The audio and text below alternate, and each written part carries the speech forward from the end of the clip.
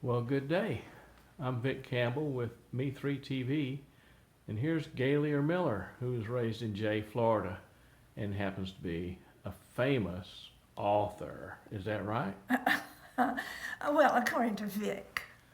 And that's true. And before you married Lomax Miller, you were a nowling, is that right? That's correct. And there's a lot of nowlings in Jay. Matter of fact, the town of Jay was named for one of your ancestors. Is that right? A great uncle. Yeah.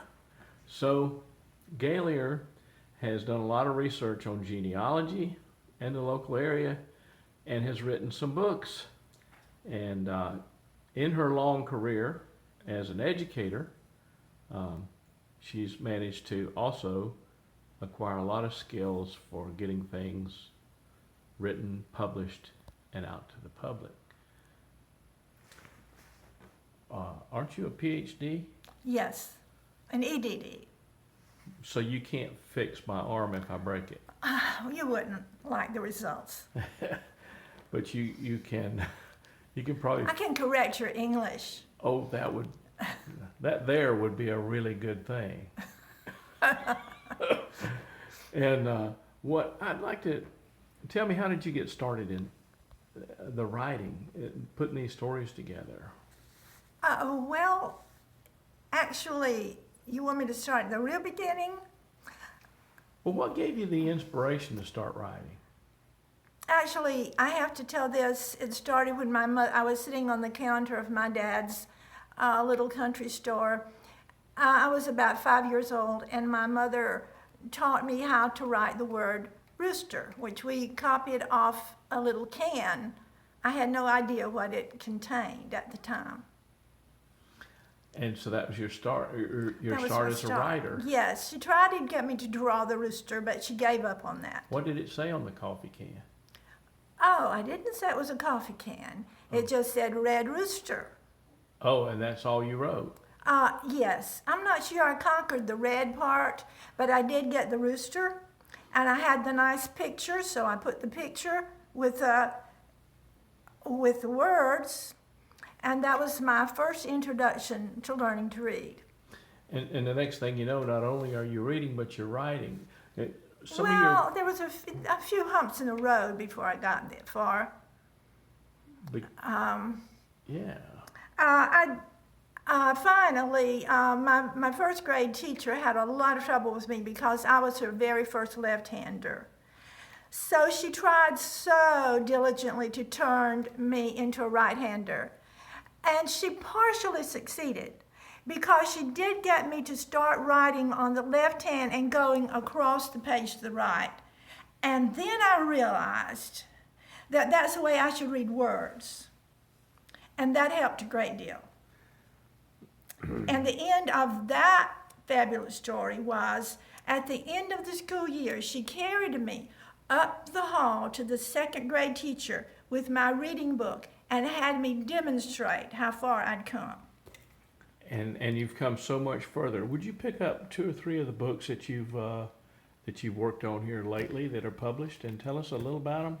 Well, okay, a couple I did. I edited and wrote the introductions, and these were for the Jay Historical Society. I did them both of these, 2015. And they've been selling well at the Jay Historical Society. They have so well, yes. Then before that, in 2013, I wrote this book about my dad, which started when my husband and I we're always repeating things my dad said because no one else could say anything like he could. And so we decided that it would be good if we wrote a story about him so that our great-grandchildren can know what kind of man he was. And then you're on a roll. So now you start thinking, how about a novel? Yes and no. As a matter of fact, I wrote the script for a novel 40 years before.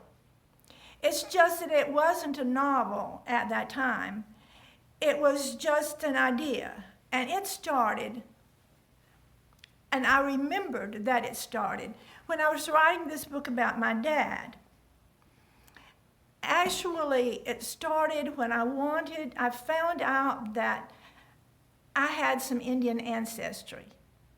And I had to do a paper for school in 8th grade on actually my autobiography, which was a pretty big assignment for an 8th grader. But we did have a whole weekend for it. And my dad suggested that rather than write about my Burgess or Browning ancestors, that I write about his, because he'd always wanted to know if he were part Indian, and he looked the part. You may not be able to tell it from this unfinished portrait that my grandson did of him, but he did look Indian. He had swarthy complexion, very dark hair, very dark eyes, just as I used to have the dark hair and still have the dark eyes. And we both had the olive skin. Nobody else in our family did, except my grandmother. And when he would ask his mother, "Are we part Indian?" she would immediately clam up. So he said, "You go ask her. I'll bet she'll talk to you." So I went into the kitchen where I often found my grandmother, and she's standing there stirring her signature dish of fried chicken smothered in gravy. No one I ever knew made that dish except grandmother. And I got right to the point. And I said, "Grandmother, I have to write this story for school. Will you please tell me if you're a part Indian?" And my grandmother, who made the best tea cakes in the whole wide world, turned around to me and said, "Don't bother me, child. I'm busy." And that was the end of it. Nobody talked back to my grandmother Nally. So that only made me more curious.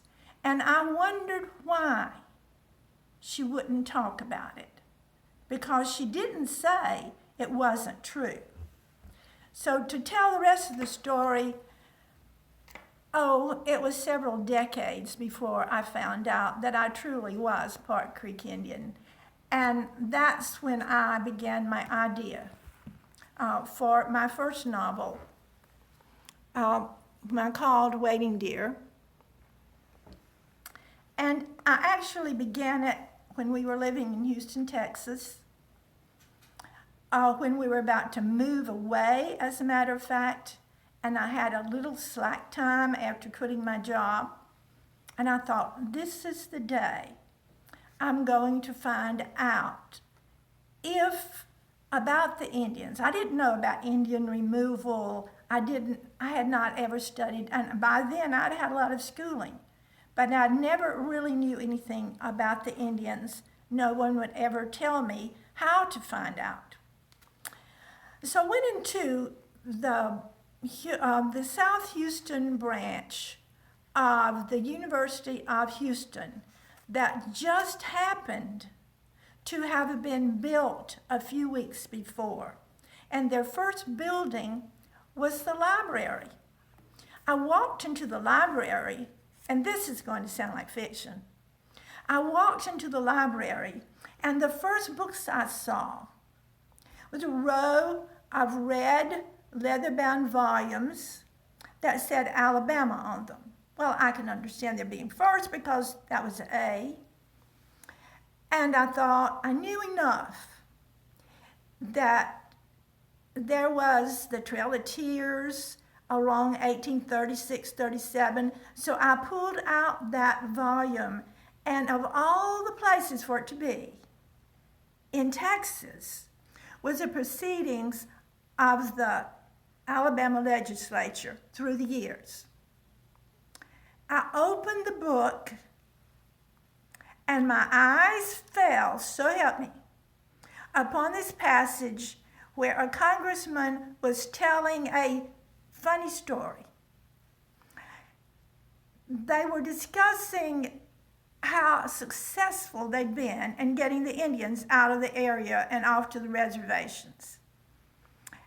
And this person said, well, you know what happened recently? This is memory talking.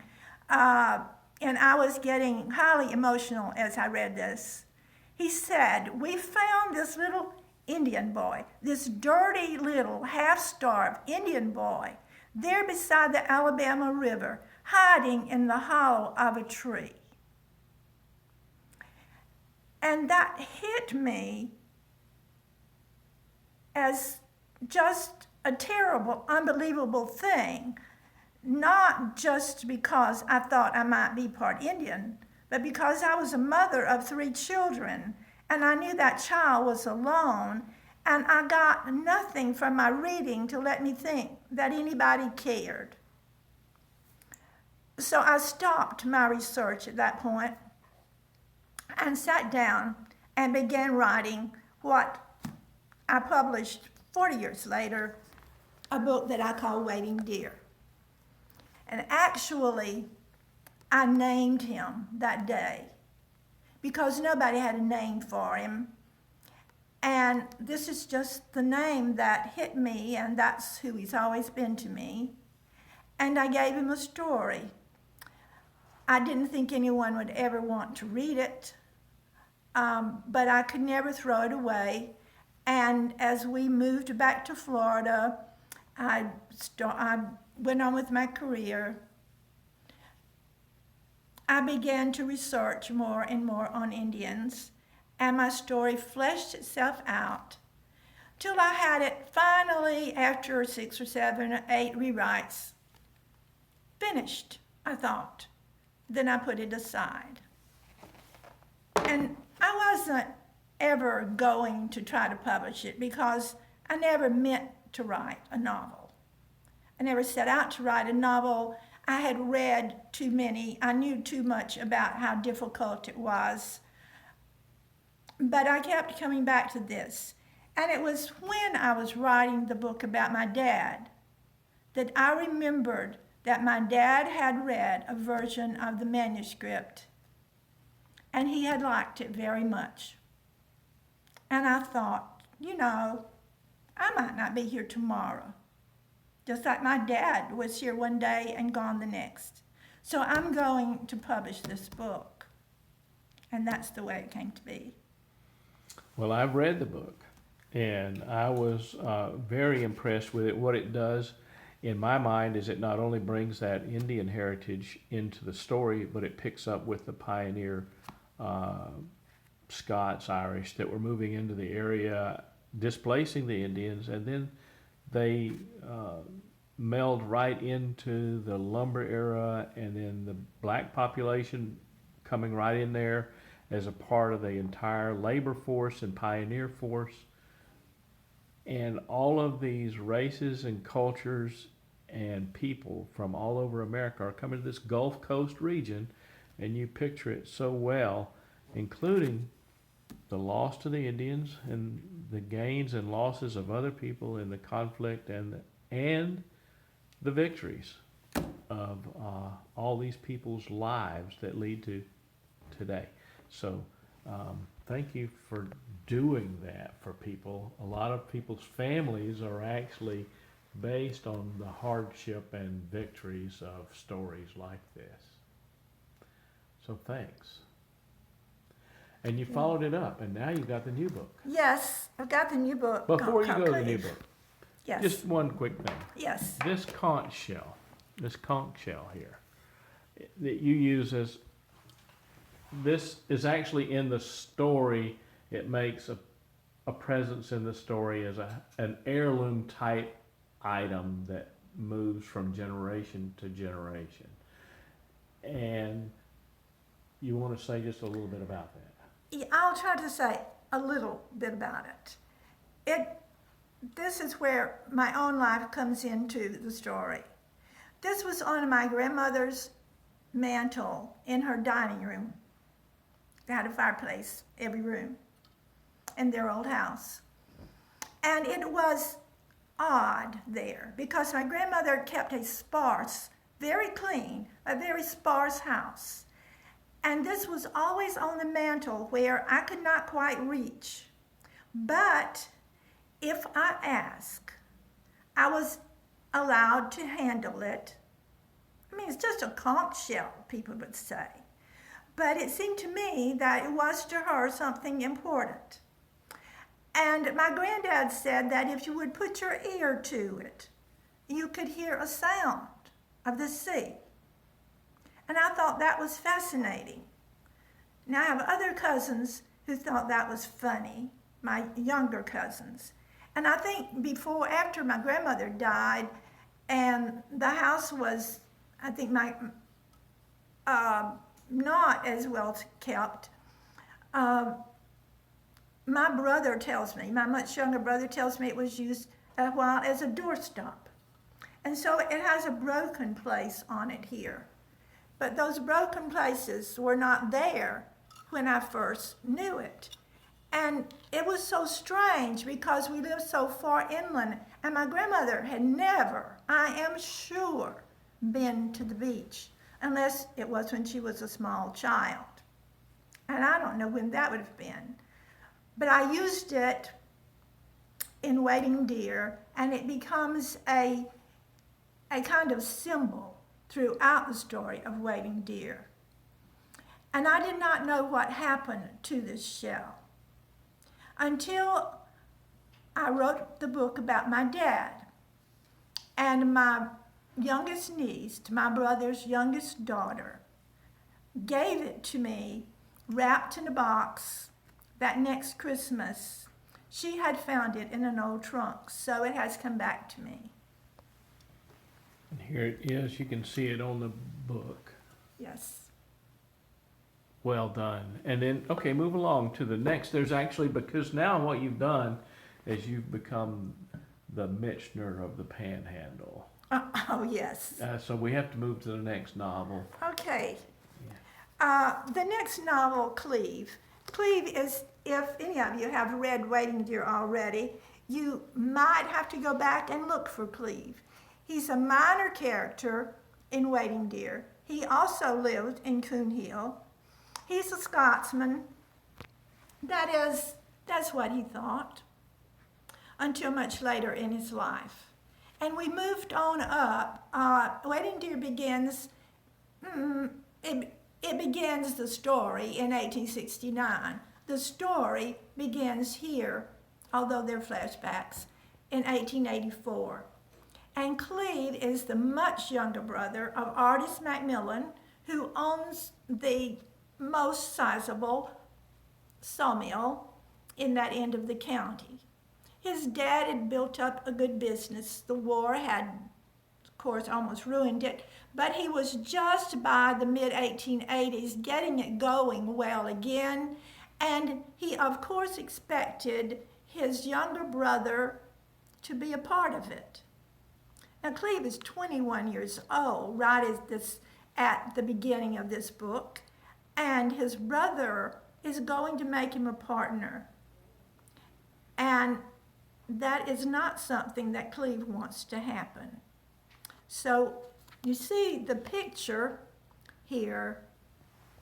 This is Cleve with his horse, and they're going down the trail toward what we used to call Mineral Springs. I don't think they call it that anymore, where there was a ferry. There was no bridge, but there was a ferry that went across the Escambia River that connected somewhere around McDavid, and the railroad had finally, after it took to the mid-1880s for it to get going again because the South was so destroyed during the war. And there was a railroad, and he was going to catch the train and go away to school. Now, my husband probably did not like it very much where he was going to school because he's an Alabama fan, but he had to go to Auburn because that was where the train was going to take him. Well, they're a war eagle, so so that's good. And I'm looking forward to reading this book because it follows up all those pioneers and the next step in their lives, and as It the does. families develop in this region. So while the story focuses on the area of Coon Hill and Jay, Flomaton, what we know is the north end of Santa Rosa County, south end of Alabama, the state, the entire Gulf Coast was experiencing this kind of thing. And it may be some of it unique to this area, but the sense of pioneers, the sense of the Indian heritage, all those things that come together, including all the pioneers, including the black families, they're included in your books. You Both. include everybody. Yes, in both books. So it's a very complete book in terms of all the cultures that come together here, and I recommend it to anybody. Would you recommend the book? Oh, definitely. All right. Now I usually ask for a lot of pictures in my books. Is it like a lot? It's like a comic book. We got pictures on every page. No, but we do have one picture. We have one picture in this book. Okay. And it is of the Chautauqua. Not many people today. Well, the Chautauqua over in Funiac Springs has revived now, but I didn't know much about it until not long ago. But I have a picture, and I don't know what page it's on. But if you read through it, you will find it's the broadside. That's what they call the advertisements. So the very first one was in 1885, where they were advertising the first Chautauqua. And Cleve, my character, was there.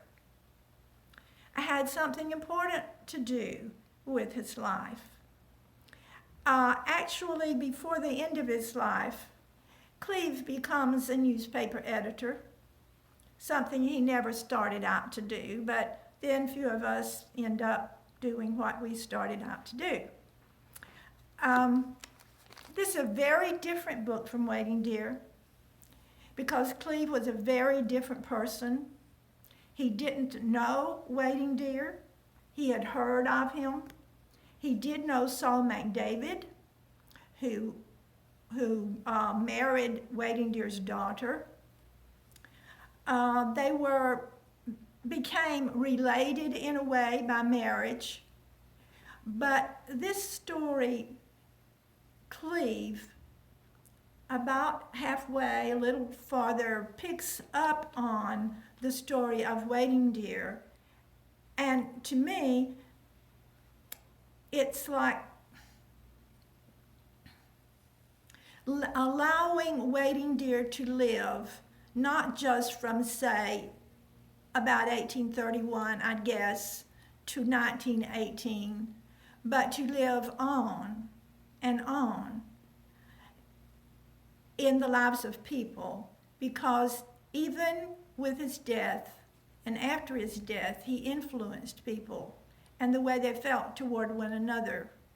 And one of the things that happens at the end of Cleve is that we have the same day, 1946, that Waiting Deer ends on the same day. And at the same place in Coon Hill Cemetery. Not much left of Coon Hill anymore. It's, I suppose, still a voting precinct, although they go to Jay to vote. But the cemetery is still there. It's been ravaged a few times, but it's still there. But hardly anybody except me and my readers know that Waiting Deer's buried there. Whoa, this is great. I'm looking forward to reading the book very much, even though there are very few pictures in there. When I go to a restaurant, I like to pick a restaurant where you can see pictures of the menu. I know, I understand that. But when the writer has the characters speak to one another a lot, that is, when there's a lot of dialogue, you don't really need the pictures, because they draw the pictures for you with their words. And I can always put the little bubbles in my head. Yes, exactly. So that's great. I think that this is going to be a great read. Thank you so much for being an author and presenting our area for everybody to learn from. It's an education and it's enjoyment all in one package. And looking forward to all of this. Thank you. Thank you.